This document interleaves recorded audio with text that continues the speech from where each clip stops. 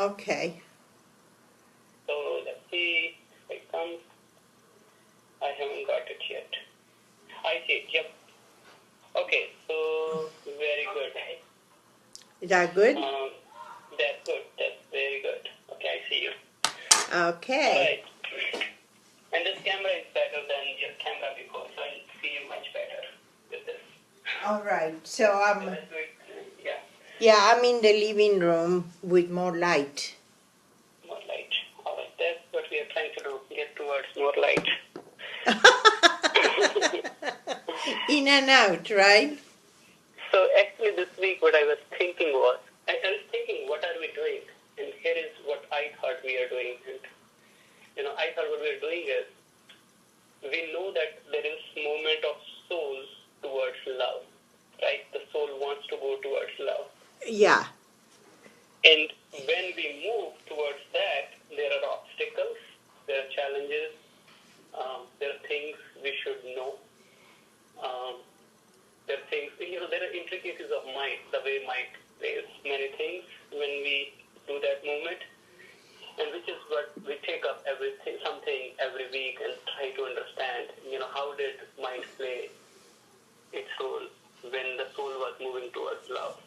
Mm-hmm. Okay? So one such topic, interesting phenomena that occurs when mind makes us addicted towards something. Uh-huh. So let's say, addiction is a problem. It's seen as a big problem by the person who is addicted and by the world when they see such person. Addiction to smoking, alcoholism, drugs, pornography, lots of things. The mind gets hooked on and then stays with it. And my sense is that the person who is addicted also feels frustrated with that addiction. So how do you view addiction, and how do you help someone who is trying to have that challenge? Okay. Well, so I have some comment on addiction as a problem, because some people are addicted in ways that are approved by society, such as becoming a workaholic. But they don't call it workaholic, right? Or such a hard worker. Or a person that even is addicted to religion, right? Or asceticism. And so you have, it's not necessarily a bad thing. I think, and probably most of us are addicted. And I think what the Krishna, the scriptures talk about conditioning, right? Hmm? So if you look at it from that, now I'm going to show you something. You see this? Yeah, I see. It's a candle. Now this is my meditation. Like this, I mean, when this is over, I'll get another candle. But in the morning and at night, I call my soul. Hmm? And this is a reflection. So, and that's it occurred to me because of what you said, that the soul is going towards love. But actually, the soul is love already. Hmm? So it's truth, love, and bliss, right? And absolutely pure. And we have it, and it's inside of us. We are that already. Hmm? Does that make sense? Yes, that makes sense. But let's move forward. Let's see. I'm trying to understand, what it means in our context. Well, what it means is there is the addiction and the other but it's important to know we're not going towards anything. Okay. Huh? We're just trying to get in touch with who we are. Okay. Now I see. Okay. Does that make sense? Yes. And then we have coverings and obstacles. If we suffer and if we are not happy, that means we have an obstacle. Or if we are addicted, it's because we are not able to feel who we are. Make sense? But then just go back to what you said in the beginning. You said everyone is addicted, or most of the people are addicted. Addiction is not just what the word uses as addiction. There may be other addictions. Well, first of all, like we talk in Constellation, we come already addicted with family system addictions. That we follow somebody else's destiny. So that's one thing. So a lot of us are in following dictates of culture and tradition and family without even thinking about it, right? We're just following like a train. We are in a state of hypnosis. So that's addiction too. And so then there is these other addictions that people say we are addicted. And we are addicted. So addiction takes a lot of forms. And part of the reason we are addicted is because we want to regulate our nervous system. Yeah. So that's on the biological level. If you're so stressed out that and you have and people like in schools or the family doesn't know, there is a lot of cortisol and a lot of damaging chemicals going in through your body. And how are you going to manage to go to work? Maybe I was a smoker for about 40 years. So if I didn't have a cigarette, my cigarette was my friend. For example, in one trip to Argentina, my sister said, there is a doctor here that can cure the addiction by some laser stuff in the brain. And I went to see that doctor. And he said to me, I can cure the biology of your addiction, but you need to give up the cigarette and what it means to you. So why don't you think about it and come back when you're ready? And I cried for a week, thinking that I had to give up my cigarette. And then I went to him again, and he, in 2 minutes, I don't know what he did, I never smoked again. Wow. Wow, that's interesting. So what he did, he was like, he was doing something approved by science or something? Or I have no idea. Yeah. I still don't understand how come this is not used here, whatever it was. It took only like 2 seconds. And it cost me like $50. So on top of it, it was cheap. This was in the 90s. But That's strange.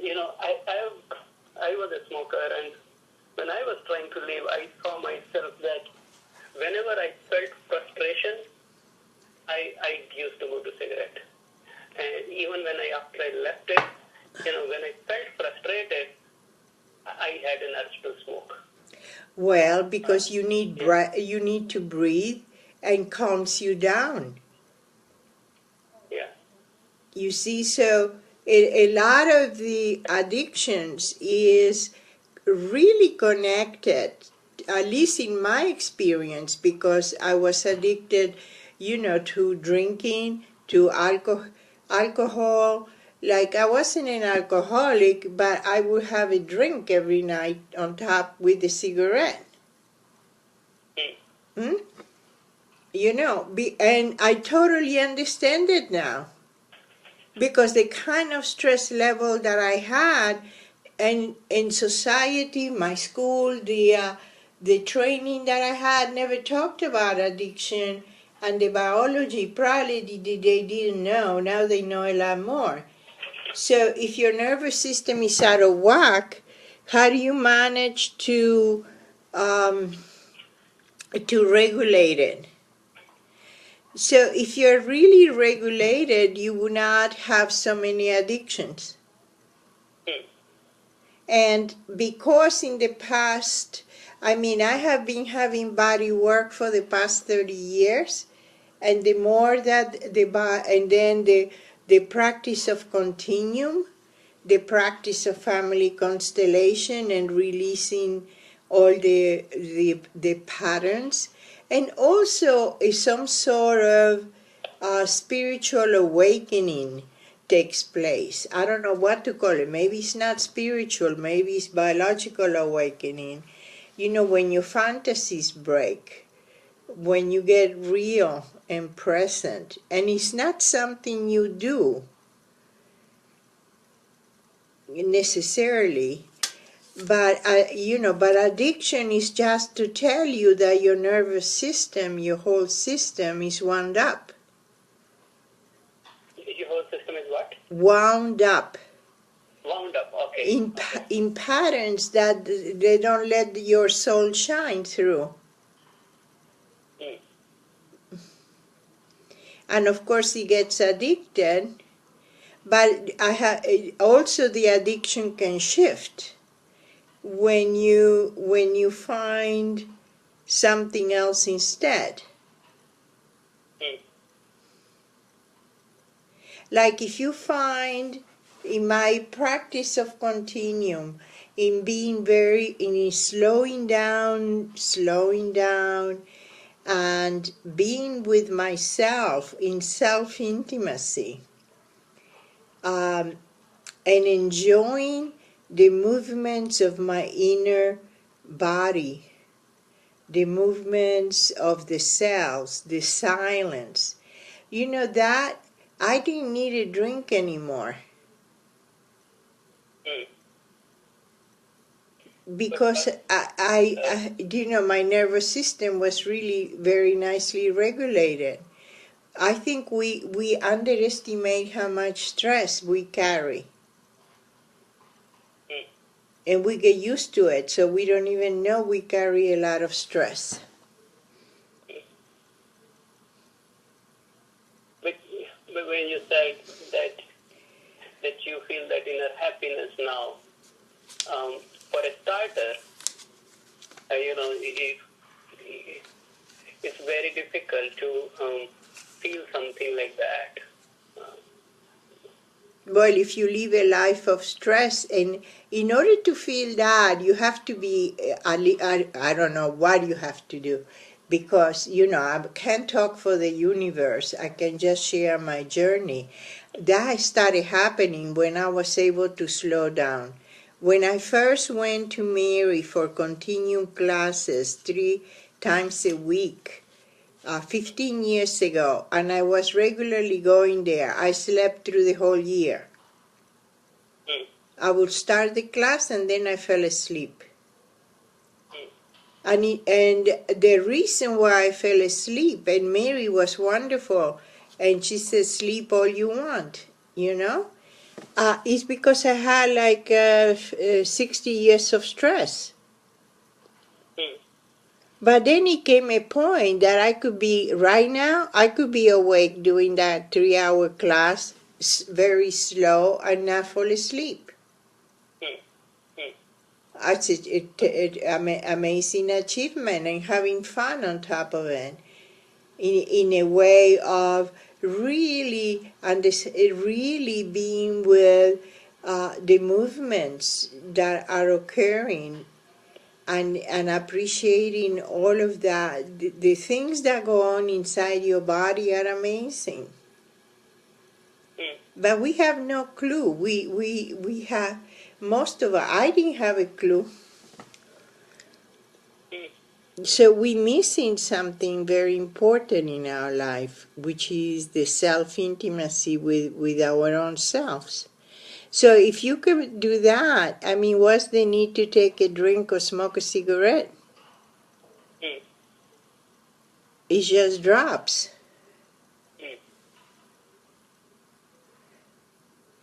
So in order to come out of the addiction, you have to give the nervous system a break or an alternative way of relaxing.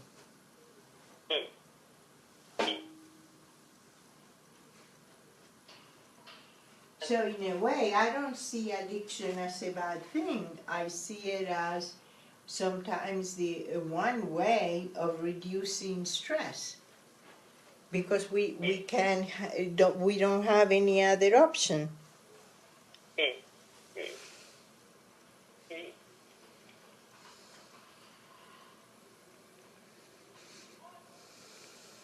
But that's the option we know, and then we get a pattern of just following that option and again and again. My issue is that even in that addiction, it's seeing it as a way to relieve your stress. But even then, it is frustrating for the person who is addicted. Oh, I was very frustrated because if you're an intelligent person, you know this is not solving your problem, right? Yeah. And you want to quit, but you can't. Yeah, that's the thing, right? So the issue with addiction is you feel like handicapped, you feel like dependent, you feel like I want to do something, but I cannot do it. I cannot do it. So you feel impotent, and it's true because you have.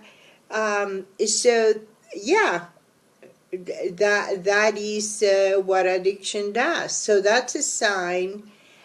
I mean, if I was in that position, and that was motivated me to try other things, right?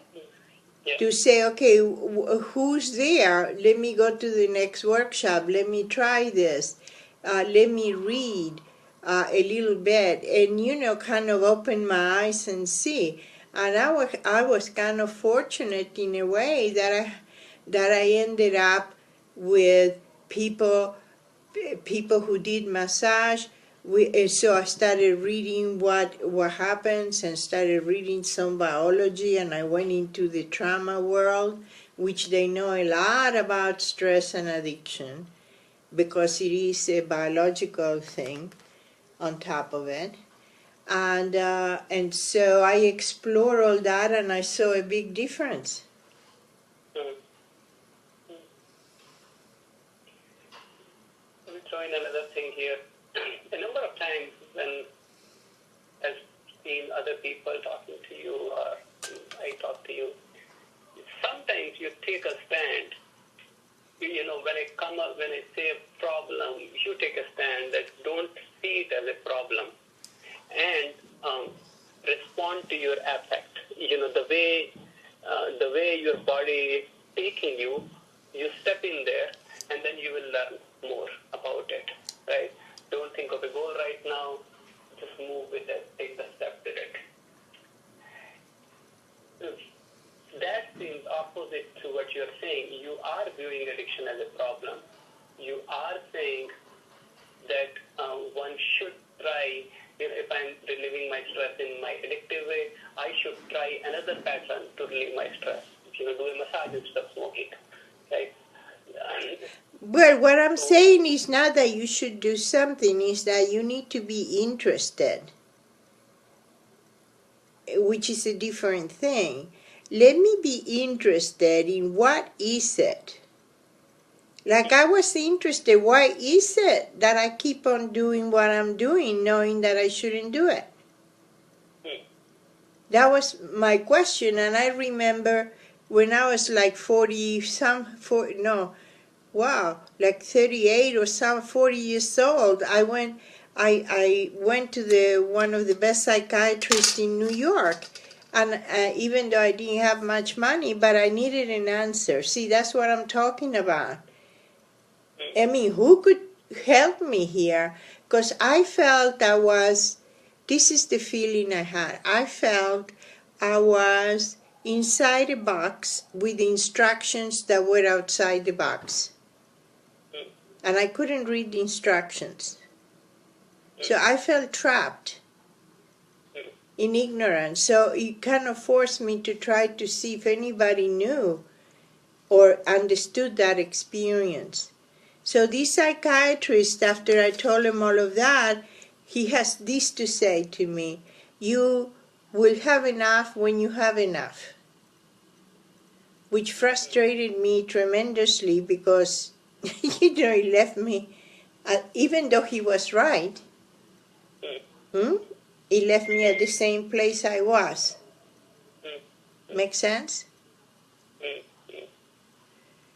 So what I'm saying is not it should, but at least in my experience, the feeling miserable propelled me to ask questions and to take chances and see, and go to the next possible. Okay, who else can I go to now, right? And when I saw a sign about trauma and Peter Levine, I went to the introduction, and the first video that I saw was about stress and how the animals in the wild are never stressed because they release the stress of being pursued or almost eaten immediately. It's called pranking, and we don't. Because we cannot. In that moment, I said, oh, thank you, God. I have a way out of this addiction and this solution. Let me try this. See if it works. Does that make sense? And gosh, it did work a lot. Amazingly enough. But if you ask a person who is addicted, what happens? It's a tough journey because there are times when you feel in control, and then you can try all these options. But the nature of addiction is that there are times when you are not in control. You are just so pushed, and you get back to your pattern. You repeatedly. There are times when you feel, okay, yes, I know I can do something about it. I heard this. It's stress in my nervous system. I can go take a massage. But then it comes back. Then there are times when you're alone and you're like, forget everything. Well, I think that basically the problem is you want to get rid of the addiction. And the more you want to get rid of something, the bigger it is. So one thing I learned a long time ago, I don't want to get rid of anything. I would just love my addiction. I would just say, like little Christina, I understand. Gosh, you want a glass of wine? And I understand, I understand your history. I understand how much you suffer, and all those years of stress. So I get it. Now I'm interested to see it, right? And if you need a glass of wine, go have a glass of wine. But then wouldn't you keep following that pattern forever? I don't know. I didn't. Then what's the difference between you and someone who could never get rid of addiction in his entire life?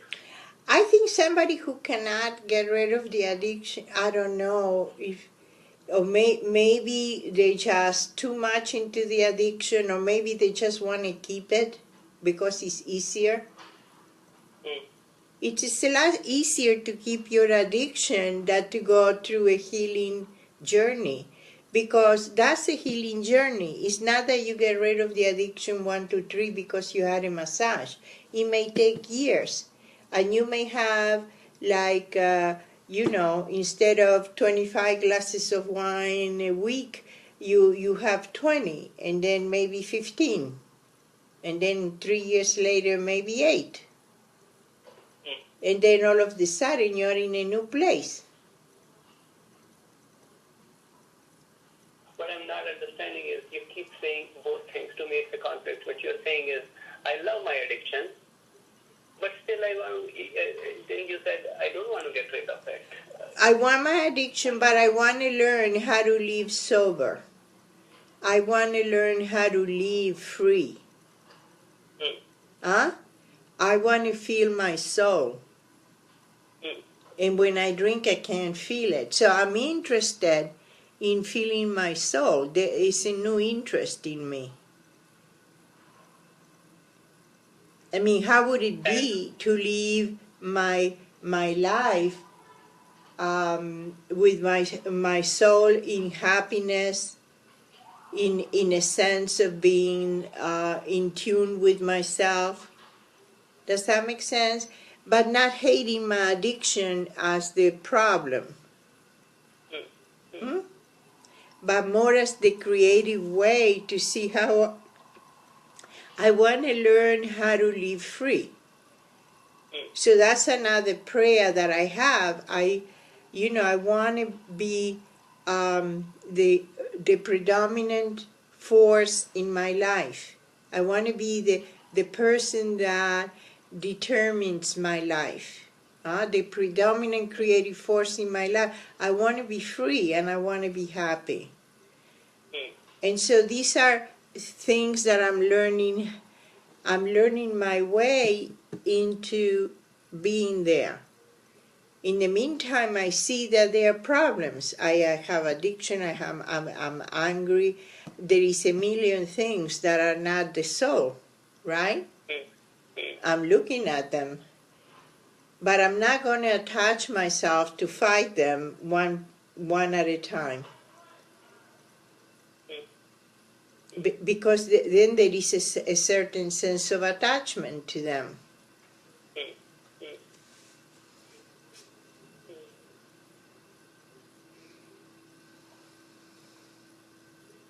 Okay, let me open it for others. If anyone has any questions, they can post in comments or join the conference line. I wrote in the comments. Either way, I see 5 or 6 people joining us. Okay. I guess let me just see if I understood you right. Okay. What I'm understanding is I want to get to the reason of my addiction. I do want to get rid of my addiction, but I don't want to get rid of the reason of my addiction, and I'm interested in figuring out what happened. Why did I take it up? Is that right? Okay, I'm thinking about it. And that's a trap for me. Okay. That's a trap.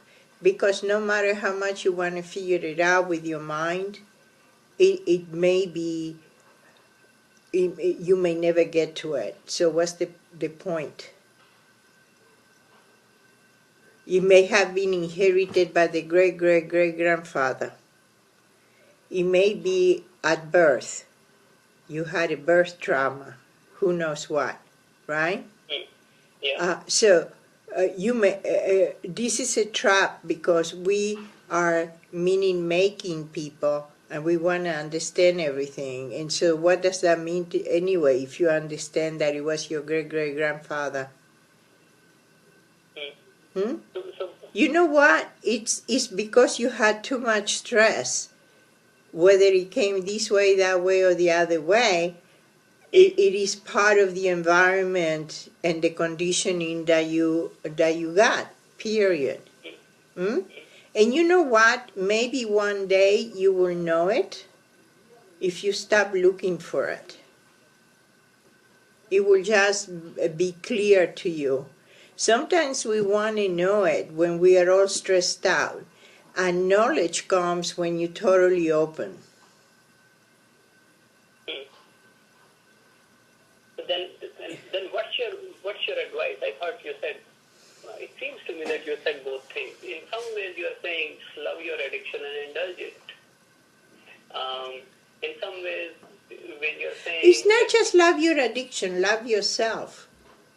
Love, like have that compassion for you and your addictive self as part of a journey, and say, I want to live, like I want to be my soul. I want to call my soul, and I want to be Satchidananda. I want to be free and truthful and happy and loving. And what's the obstacle? And this addiction is an obstacle. So how am I, and what is this addiction give me? And that's an interesting question. So first to question, what is this addiction giving me? When I say, what is this cigarette gives me? Amazingly enough, my first answer was intimacy. And it was a sense of relaxing together. It was a sense of having a breath for myself. So those are the basic needs. So if I could get those needs met in another way, this addiction will disappear and give way to some other experience that is lasting. Not that it will totally disappear, because it was part of me for such a long time. So we don't want to get rid of them. What's your statement about don't try to get rid of it? Because it's the attitude of the attitude of I want to get rid of that makes you more attached to it. Where is your consciousness? Always in the addiction instead of in the freedom. So instead of this thinking that I want to get rid of it, I get to the thinking of what is it giving me, what I'm getting out of it. What am I getting out of it? And how can I get that from some other sources? Let me explore with interest. Let me explore. What can give me a sense of self-intimacy? Now that I have it, believe me, I don't feel like going into the smoking and drinking, because then I lose my intimacy. He gave it to me at one point, but not now. Okay, so now I think I'm getting this. It kind of drops out of it kind of drops out of necessity without you focusing on it. But at the same time, since we want to love ourselves too, during the journey of finding out what it is giving me, the answer may not come immediately. Until then, I pick up a cigarette and smoke, because I'm getting something of which I'm and then aware of. as you smoke the cigarette, question, what am I getting out of it? Yeah. And use the cigarette to go deeper into your soul. Yeah. Yes, I get it now, yeah. And so that then it becomes, instead of an addiction, it's transformed in a way of consciousness, of the journey of interest in what is this, So it's no self-hate, it's self-love. Look, this is how we're getting, what kind of need are we getting through this? I see. There was one woman who was smoking in one of Hellinger's workshop, and Hellinger came over to her and said, love your dad. There you go. All of it is because we need the love that, if you want to know why, the basic need is we haven't been seen and loved the way we need it. Mm. basically. And that's why the addictions come. And then, you know, the other addictions also, like the addiction of people who live in very poor conditions, the stress of it.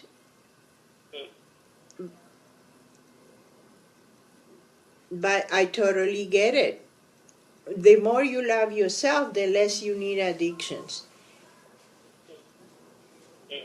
And so the journey of some of us that have not been loved well the way we need it is to really love ourselves and get to that place, and the addictions will drop out of just because, with no problem.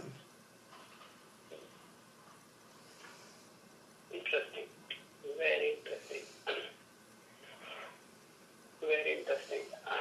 This is actually very interesting. You know, this is really a mindset change of me wrestling with my addiction or me curious about my addiction. Exactly. Wrestling doesn't lead me anywhere. Yeah, imagine if you had a child or a client, I'm a counselor, that comes with such history. Am I going to say, you terrible person, you're addicted? So why can't we look at ourselves like a loving person will look at us? There is a history why we are the way we are. We are not bad people.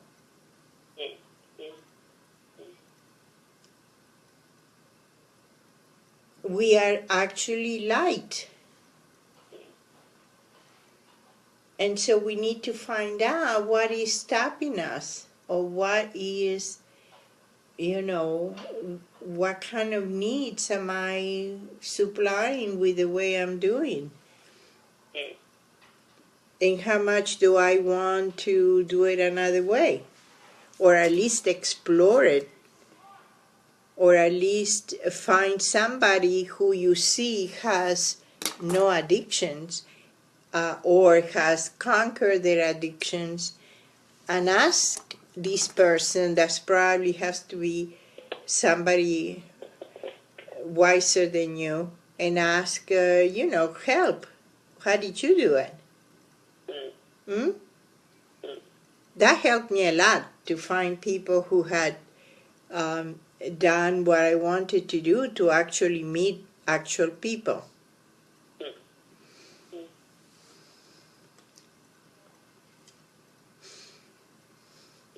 Okay, very enlightening conversation.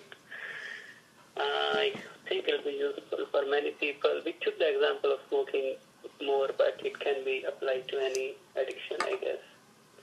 Smoking is just a little easier to talk about. Yeah, than other addictions, but it includes sex addiction. It includes all kinds of things, and there are people who who had sex addictions, but when you really look into their history, there were people that weren't touched enough,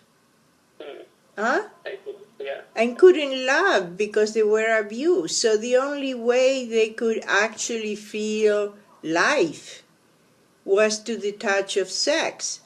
And we, as crazy people in this society, we call them bad people or loose people, and we give, value to something that's so powerful.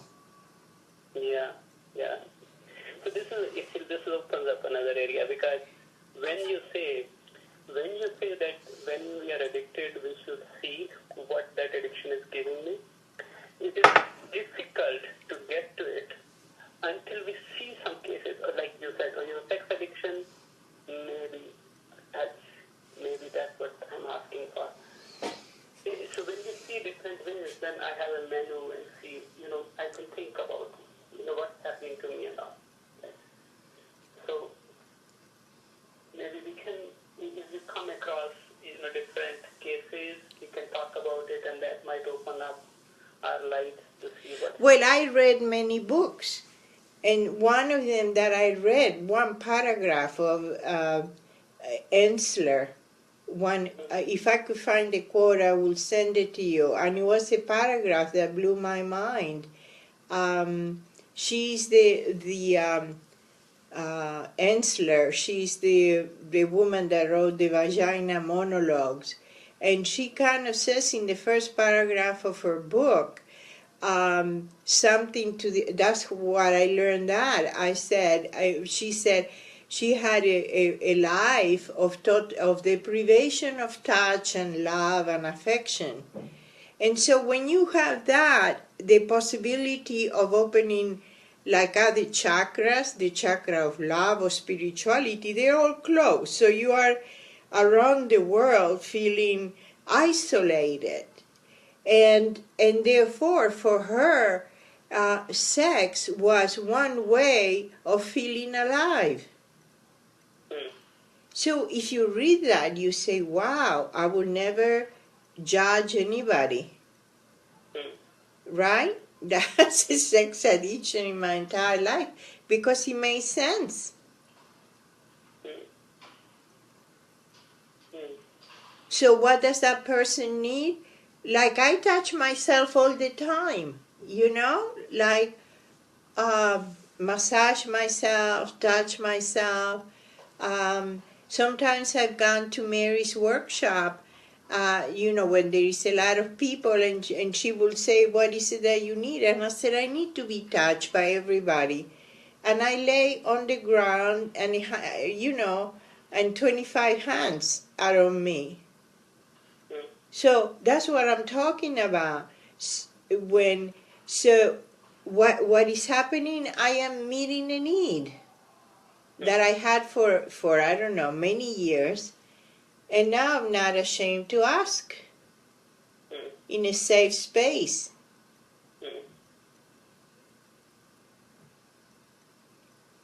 Does that make sense? Yep. Yeah. Okay. Thank you so much. Thanks for all right. Save this video. It will be very useful for others. I hope so. Every Sunday at 11 o'clock. Okay. All right. Sounds good. Thanks everyone for joining. And we'll see you next Sunday. Okay. Haribol.